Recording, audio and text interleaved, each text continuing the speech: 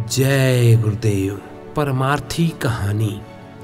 एक राजा ने अपने राज्य का सारा पैसा अपने खजाने में जमा करवा दिया और प्रजा एकदम खोखली हो गई।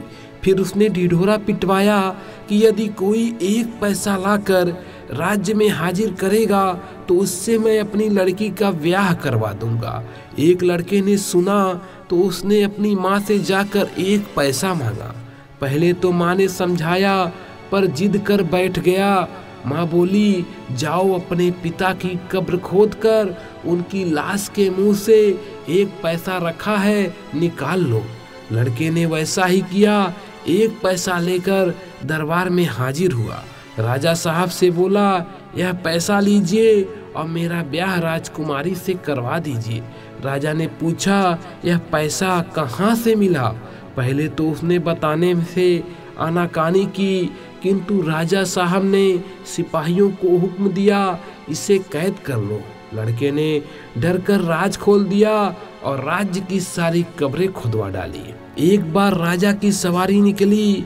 उधर से एक अलमस्त फकीर साहब हंसते कहीं लगाते चले आ रहे थे। रास्ते से कंकड़ उठाकर अपनी झोली भरते जा रहे थे।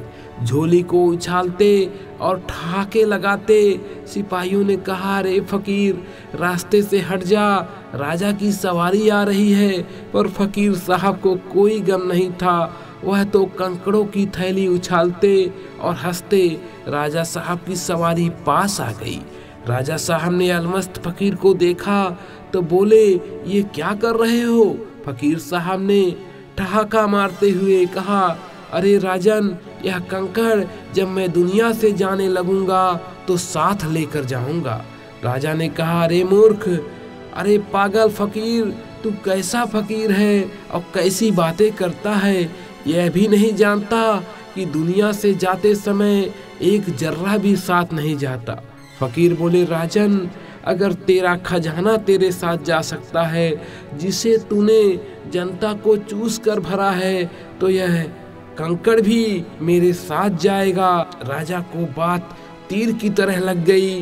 वह रथ से नीचे कूद पड़ा और फकीर के कदमों में झुक गया और अपना संचित खजाना जनता के लिए खोल दिया। इन कहानियों को सुनाकर स्वामी जी महाराज ने कहा, बच्चा, तुम्हें क्या मालूम है कि फकीरों की लात कैसे लगती है? यह है फकीरी मार। तुम क्या समझो, जिसे लगती है उसके लिए सारी दुनिया मिट्टी हो जाती है। आप समझते हो कि बाबा पागल हैं। बाबा पागल तो है ही, पर यह पागल तुम्हें भी पागल कर देगा। जय गुरुदेव।